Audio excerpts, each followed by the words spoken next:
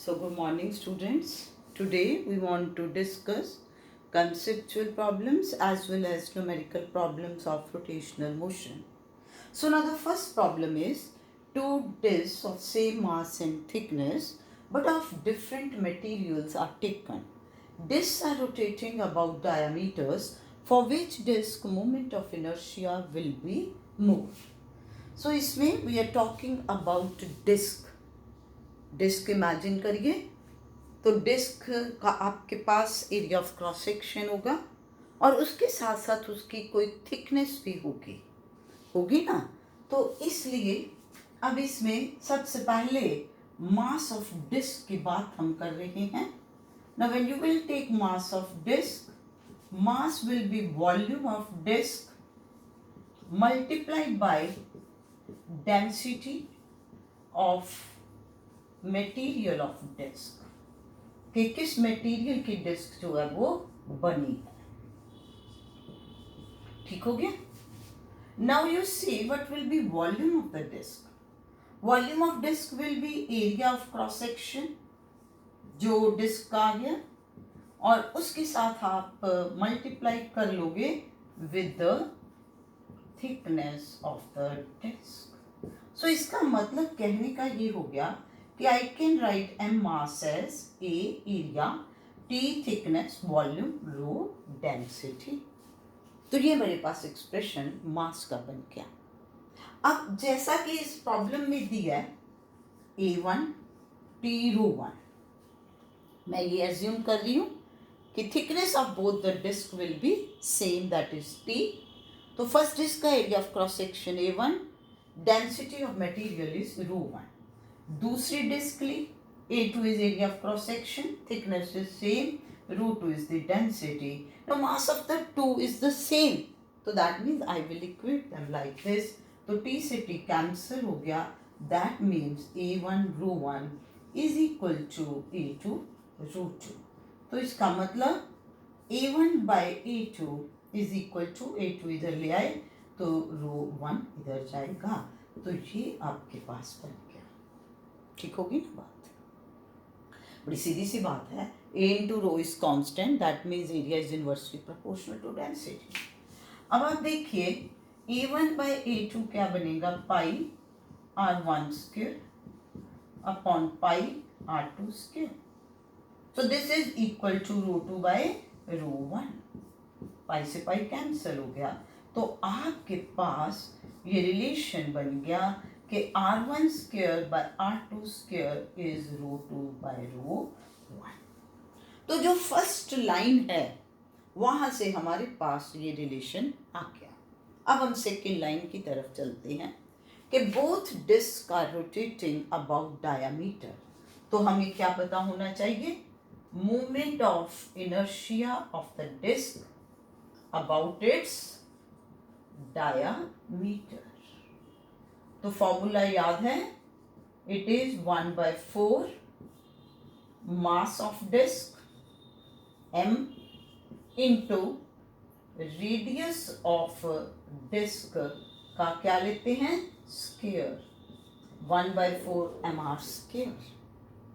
तो अब बेटा I1 will be, this is I in general मैंने बात की, तो I1 बाई I2 क्या होगा। अब I1 क्या होगा फर्स्ट डिस्क के लिए, 1/4 m R1 स्क्वायर, क्योंकि जो फर्स्ट डिस्क है उसका मैंने रेडियस जो लिया वो R1 लिया, मास इज m, तो ये 1/4 m R1 स्क्वायर बन गया।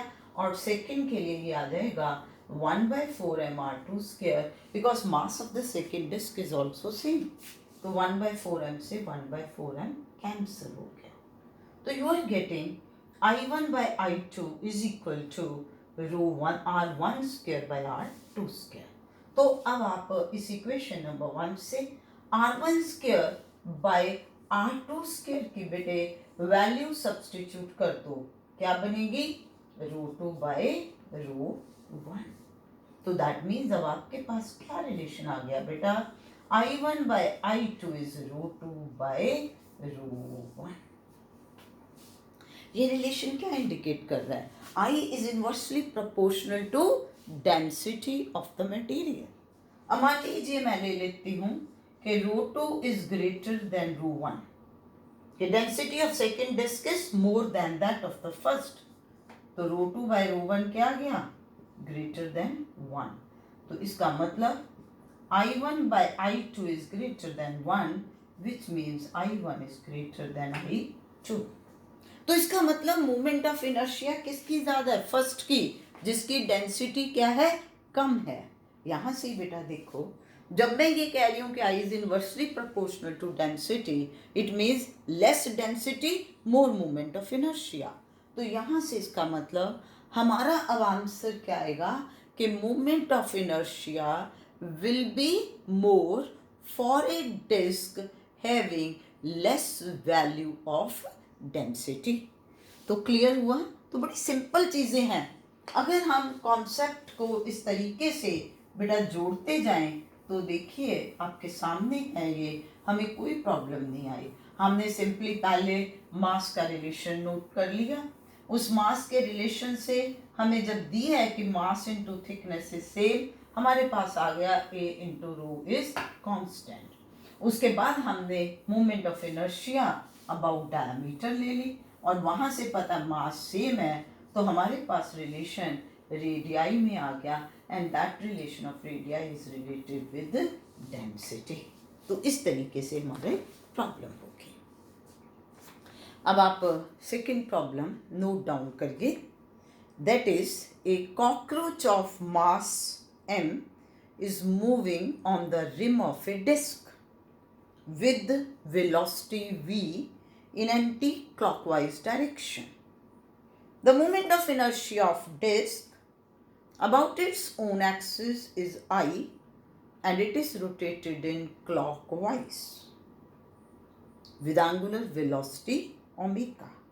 If the cockroach stops rotating, then what will be angular speed of the disc?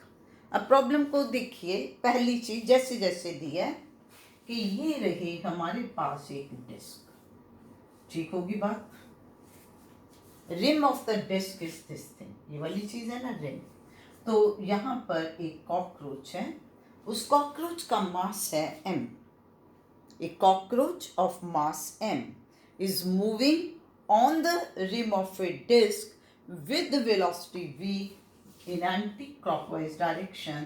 That means this cockroach की जो motion है वो इस direction में है. तो कहीं भी rim पे है तो that means its velocity is tangentially, तो it is like this. और ये रहा center, तो ये r क्या आ गया आपके पास? radius of this disk.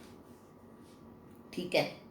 अब उसके साथ साथ आगे क्या कहा है कि डिस्क जो है वो भी रोटेट कर रही है around its own axis, but that is rotating in clockwise direction. तो पहले तो हम सिर्फ इतनी बात कर लें कि अब इसमें देखो कि आपके पास एंगुलर मोमेंटम इस सिस्टम की क्या बनेगी? Angular momentum of system. इसमें बच्चे आपके पास आएगा L will be L1 plus L2. ठीक है ना? You have to take vector sum. L is a vector quantity. अब L1 जो है आपके पास that will be, आप इसमें ले रहे हो angular momentum of disk. किसकी? डिस्क की, जो रोटेट कर रही है. तो that is equal to I into omega, क्योंकि साफ दी है आई is the moment of inertia and omega is angular velocity. अब उसके बाद हम L2 ले रहे हैं, एंगुलर मोमेंटम ऑफ कॉकरोच. किसकी? कॉकरोच की. तो बेटा इसमें जब आप लोगे तो इसकी v लीनियर वेलोसिटी है, तो you will take it like this that L is equal to r cross p. तो L फिर क्या आएगा? r p sine of 90 degree, क्योंकि इसमें बेटे r रेडियस है और p मोमेंटम अलोंग टेंजेंट है. तो ये आपके पास क्या बन जाता होता है? r into mv sine of 90 degree is 1. तो that means here it will be m mass of the cockroach v is the velocity, और यहाँ रेडियस अगर मैंने कैपिटल आर लिया तो मैं यहाँ कैपिटल आर लिख दूँ, अगर स्मॉल लिया तो स्मॉल लिख दूँ। तो पहले यहाँ तक देखिए कि क्लियर हो गया कि कॉकरोच जब इस रिम के ऊपर रोटेट कर रहा है तो that has also got angular momentum. So this angular momentum is moment of the linear momentum. That means r cross p. r is this along radius, p is along tangent. तो angle दोनों में कितना हो गया 90 degree. तो that means it is r, p is mv, sin 90 degree is 1. तो इसलिए ये बन गया mv r. ये कब हुआ? बिफोर, जब कॉकरोच रोटेट कर रहा है. अब उसके बाद क्या बोला गया है बेटे आपको कि if the cockroach stops rotating then what will be the angular speed. अब मान लीजिए कि अब कॉकरोच ने अपना रोटेट करना बंद कर दिया, बट वो अब ऐसे है कि ये रिम है, ये आर रेडियस है, यहाँ पर ये कॉकरोच अब है. जैसे जैसे ये डिस्क रोटेट करेगी, डिस्क किस डायरेक्शन में रोटेट कर रही है? इस डायरेक्शन में. तो कॉकरोच भी साथ में रोटेट हो रहा है. तो फिर यहाँ पर एंगुलर मोमेंटम सिस्टम की क्या आएगी? यहाँ पर एंगुलर मोमेंटम सिस्टम की, अब यहाँ पर आपके पास क्या बनेगा? आई मोमेंट ऑफ इनर्शिया किसकी? डिस्क की, plus M R square moment of inertia किसकी? कॉकरोच की. क्योंकि अब ये मोशन में थोड़ी है, ये एक मास m है and this mass is placed at a perpendicular distance r from the axis of rotation. तो उसकी मोमेंट ऑफ इनर्शिया क्या बन गई? M R square. Moment of inertia तो स्केलर है, तो दोनों की moment of inertia add up होगी into angular velocity, that is omega dash. हाँ, यहाँ पर हमने L1 L2 निकाल लिए, तो L बेटे क्या बनेगा? अब आप इसमें ये चीज देखिए कि दोनों जो एंगुलर मोमेंट है they are in opposite direction. Cockroach anti clockwise जा रहा था, डिस्क क्लॉकवाइज, तो it will be L1 minus L2. मैंने इसको क्यों पॉजिटिव लिया क्लॉकवाइज को? क्योंकि बाद में भी डिस्क ने तो उसी डायरेक्शन में रोटेट करना है ना बेटा, इसलिए. तो ये आपके पास बन गई angular momentum I omega minus M V R. तो प्लीज़ इसको दोबारा पॉइंट को समझिए कि इस प्रॉब्लम में आपको दिया क्या था. उसने ये कहा कि एक डिस्क है, उसके रिम के ऊपर कॉकरोच जो है वो रोटेट कर रहा है, मूव कर रहा है with velocity v in anti clockwise direction, और डिस्क जो है वो रोटेट कर रही है क्लॉकवाइज डायरेक्शन. तो मैंने कहा कि हम एंगुलर मोमेंटम सिस्टम के लिए लिखते हैं, तो that will be vector sum of L1 and L2. L1 angular momentum of disc है I into omega, L2 angular momentum cockroach की है, मैंने आपको एक्सप्लेन कर दिया, वो mvr आ गया. तो टोटल एंगुलर मोमेंटम सिस्टम की जब हमने लेनी है तो मैंने यहाँ L1 माइनस L2 किया, वाई नॉट प्लस, क्योंकि एंगुलर मोमेंटम वेक्टर क्वांटिटी है. अब अगर आपने क्लॉकवाइज डायरेक्शन को पॉजिटिव लिया है तो एंटी क्लॉकवाइज क्या आएगी? नेगेटिव आएगी, है ना. तो इसलिए ये I omega minus M V R आ गया. ये पहली सिचुएशन. अब बाद में जब कॉकरोच ने रोटेट करना, मूव करना बंद कर दिया, अब वो ऐसे है, तो दैट मीन्स अब जैसे जैसे डिस्क करेगी वो उसके हिसाब से रोटेट करेगा, अपना उसका खुद का नहीं है. तो अब हम total moment of inertia of this system लेंगे, तो उसमें आ गया moment of inertia of disc plus moment of inertia of cockroach, M mass R is perpendicular distance तो एम आर स्क्वायर, तो टोटल ओमेगा डैश. अब इसमें हम इसके बाद क्या लगाएंगे बेटे? कॉन्सेप्ट के since no external torque is acting on the disc, बाहर से तो कुछ नहीं ना हुआ. मैंने तो ये कहा कि पहले कॉकरोच मूव कर रहा था, उसके बाद उसने बंद कर दिया, तो that means no external torque is acting on the system. No external torque is acting on system. It means that आपके पास angular momentum before, which is I omega minus mvr, must be equal to that when after it stops rotating, that is I plus mr square into omega dash. ठीक हो गया? तो it means what will be omega dash? I omega minus mvr upon I plus mr square. So this will be your answer. तो please it's very good question, इसको ध्यान से understand करिए. तो आपने सिंपल सी चीज देखी कि जब कॉकरोच रोटेट कर रहे हैं, अब इसमें ध्यान देना है, अगर वो प्रॉब्लम में कॉकरोच और डिस्क सेम डायरेक्शन में जा रहे हैं तो एड अप हो जाएगा. तो यानी कि हमने एंगुलर मोमेंटम को वेक्टर क्वांटिटी लेकर के एड अप करना है. तो उसमें देखना है, the two vectors are in the same direction तो एड अप होंगे, अगर अपोजिट डायरेक्शन में है तो सब्ट्रैक्ट होंगे. Now the next problem is two bodies of masses m1 and m2 are attached to two ends of the string. The string passes over a pulley of mass capital M and radius capital R. What will be acceleration of the system? अब ध्यान से देखिए, problem is like this. This is the पुली.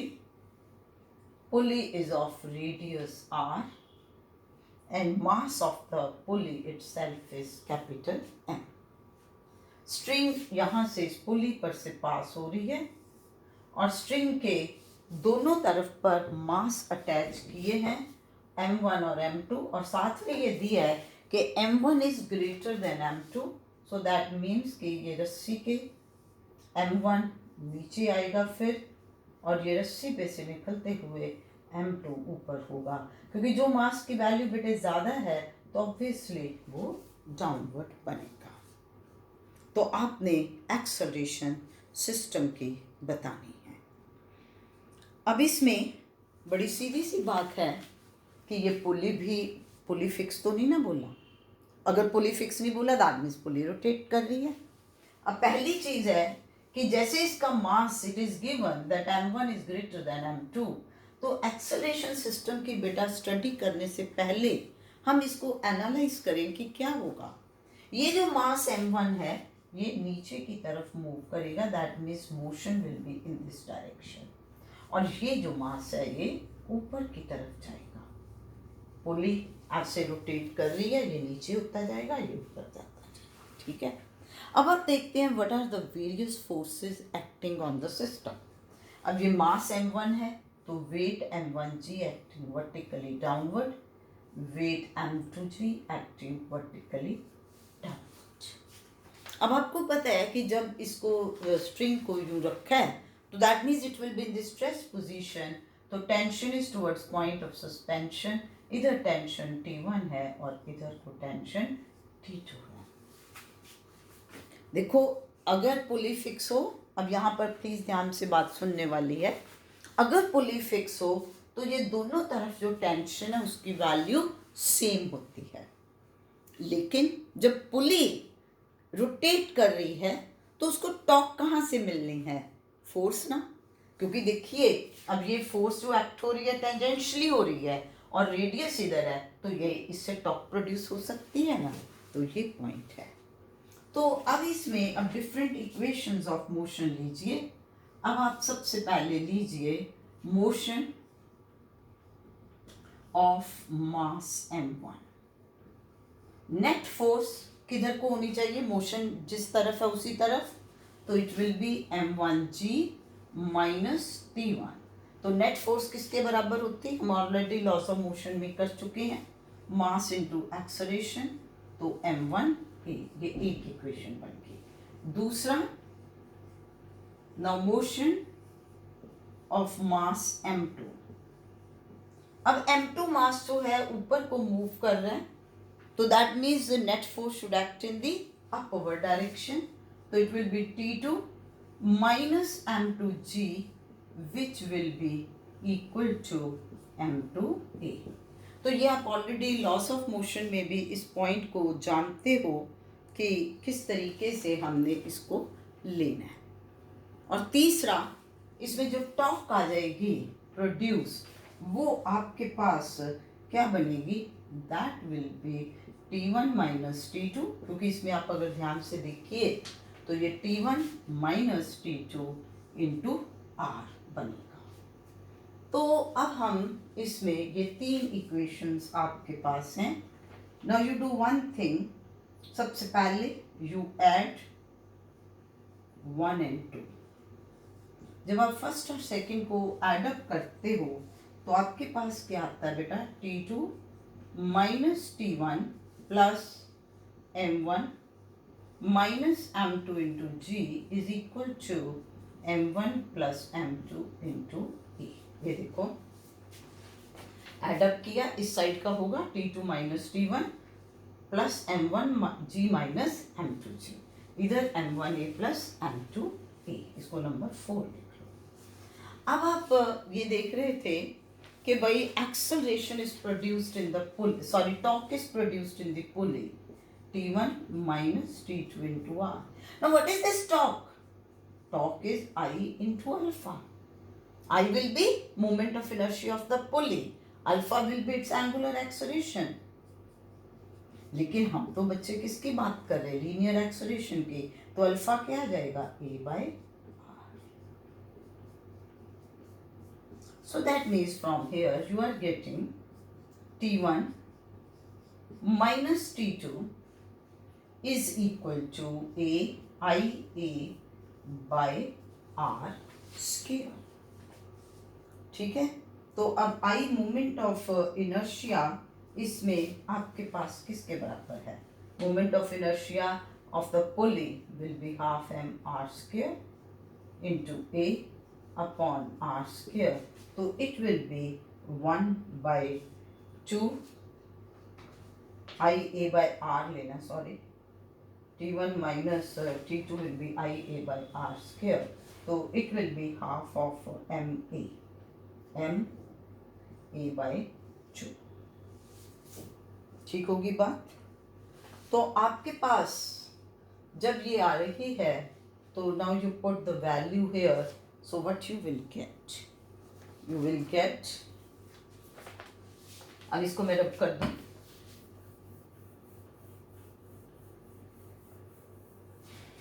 अब आपने कौन सी equation लेनी बेटे, equation number 4।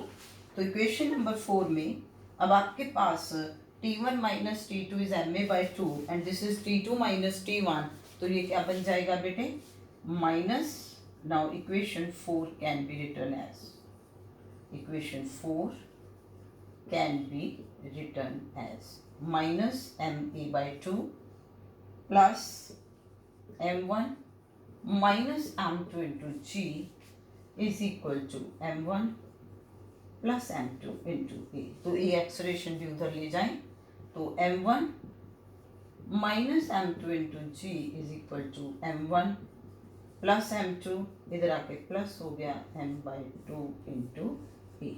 So that means A acceleration is given by M1 minus M2 upon M1 plus M2 plus M by 2 into G। So this is your answer। So please इसको अगर ध्यान से देखिए तो हमने सिंपल लिया कि भाई मास M1 डाउनवर्ड डायरेक्शन में है तो net force should be in the downward direction, तो M1G माइनस T1 लिखा which is mass into acceleration, Newton second law. इसी तरीके M2 की मोशन अपवर्ड है तो net force in upward direction ले लिया, दोनों को आपने एडअप किया तो आपके पास ये आ गया। उसके बाद हमने कहा कि अगर ये पुली रोटेट कर रही है तो पुली रोटेट कर रही है जो उसके ऊपर नेट फोर्स एक्ट कर रही है, तो T1 minus T2 into R, perpendicular distance between line of action of force and axis of rotation, तो ये बन गया। अब टॉर्क क्या होता है, I इंटू अल्फा, यानी कि इसकी वजह से पुली जब रोटेट की एंड टोटल सिस्टम में अगर एक्सेलरेशन ए है तो now A acceleration is alpha R, तो that means alpha will be written as A by R, तो इसलिए मैंने अल्फा को ए बाय आर लिख लिया। तो यहाँ से T1 माइनस T2 की वैल्यू आ गई आई ए बाय आर स्क्वायर। आई क्या है, moment of inertia of the पुली, तो वो क्या होगी हाफ एम आर स्क्वायर, तो यहाँ से ma/2 आया, वैल्यूज पुट की तो you are getting value of this acceleration of the system. तो बेटा एग्जाम में तो आपको नहीं ना पता कि ये क्वेश्चन जो है ये आपका लॉज ऑफ मोशन में से है या रोटेशनल मोशन में से है, तो प्लीज़ एक चीज़ का बेटा ध्यान रखना है कि आप ये देखोगे कि अगर प्रॉब्लम में दिया pulley is fixed, that means कि जो स्ट्रिंग के दोनों साइड्स पर टेंशन है वो सेम होगी, so that no torque is produced in the pulley. और अगर ऐसा मेंशन नहीं किया, पुली रोटेट हो रही है, so that means tension on both sides of the string will be different. अब नेक्स्ट बेटा हम कुछ ग्राफिकल रिप्रेजेंटेशंस की बात यहाँ पर करेंगे, कुछ ग्राफिकल रिप्रेजेंटेशन की बात, जिसमें सबसे पहले है graph L means angular momentum versus under root E K means kinetic energy of rotation. अब देखिए E K kinetic energy of rotation is half of I omega square, L is I omega. So now what is the relation between the two? Beta L square is I square omega square. Now L square upon 2I will be I square omega square upon 2I, that is half of I omega square, which is equal to E K. ठीक है, तो E K आपके पास किसके बराबर है? L square upon 2I. So that means what is L? L square is 2I EK and L is equal to 2I EK under the root. Simple. Kinetic energy of rotation और angular momentum का formula लिया, square किया, L square upon 2I लिया। सो ये relations बेटे आपको वैसे भी याद होने चाहिए कि kinetic energy is given by E के is L square upon 2I and L is 2I E के अंडर द रूट। अब इसमें आपने ग्राफ लेना है L versus under root E के, सो दैट मीन्स आप इस साइड पर क्या लोगे? L एंगुलर मोमेंटम, इस साइड पर आप लोगे अंडर रूट E के। तो आपके पास ये ग्राफ क्या आना चाहिए? This graph should be straight line because you are taking for a particular body. जो हम ये एल और टी के में ग्राफ बना रहे हैं, that is for a particular body about, जब वो रोटेट कर रही है about particular axis of rotation, एक एक्सिस की बात हम कर रहे हैं, तो दैट मीन्स उस केस में उसमें जो I की वैल्यू है वो क्या आएगी? कांस्टेंट आएगी। When I is constant, it means what is under root EK? This is proportional to L. So graph is a straight line passing through origin. So this will be the shape of the graph. ये आपको true false में भी आ सकता है, shape दी हो वो पूछे सही है या गलत है, या खुद आपको बेटा प्लॉट करनी भी आ सकती है। अब इसी में दूसरा आपको ग्राफ लेना है ई के, दूसरा बेटे ग्राफ लेना है E K versus omega square. Omega is angular velocity, तो बेटा ये भी बिल्कुल सिंपल है। Here you are using the formula E K is half of I omega square. Again इसमें आपके देख रहे हो कि एक पर्टिकुलर बॉडी जब एक पर्टिकुलर एक्सिस ऑफ रोटेशन के अराउंड रोटेट कर रही है, तो अगर उसमें ओमेगा चेंज होगा तो काइनेटिक एनर्जी में क्या चेंज आएगी?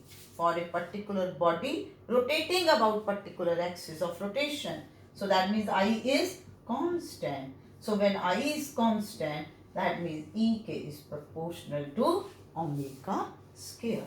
So that means if you will plot the graph by taking omega square along x-axis and EK along y-axis, again graph will be the straight line passing through origin. क्योंकि जब बेटे angular velocity 0 होगी, then kinetic energy will also be 0। अच्छा, अब इसमें ये जो graph था आपके पास था ई के वर्सेस ओमेगा स्क्वायर, है ना, किसमें था, ई के वर्सेस ओमेगा स्क्वायर। अब मान लो कि आपको जो ग्राफ कहा जाता है that is third graph E K versus omega. तो बेटा रिलेशन तो यही है, रिलेशन आपके पास यही है, for a particular body rotating about certain axis of rotation, तो E K is proportional to omega square ही है। लेकिन अब क्या है कि आपके पास अलोंग एक्स एक्सिस ओमेगा है and along Y axis E K है। तो अब शेप क्या बनेगी, when y is proportional to x, you know there is equation of straight line, but beta when y is proportional to x square then the क्या होता है graph, parabola. so that means the graph shape will be now like this। बेटा इसमें बहुत ज़रूरी है कि जो बेसिक है आपको याद हो कि when y is proportional to x means it leads to straight line, when y is proportional to x square it leads to parabola, when y is inversely proportional to x it leads to hyperbola। तो ये चीज़ें आपको clear होनी चाहिए। अब next है हमारे पास graph angular momentum versus angular velocity. Now the fourth is, so it is very interesting कि भी आपको किस तरीके से लेना है ना, खुद सोचना है सारा। अब आप जरा सोच के बताइए। अब मैं नेक्स्ट ले रही हूं ग्राफ एंगुलर मोमेंटम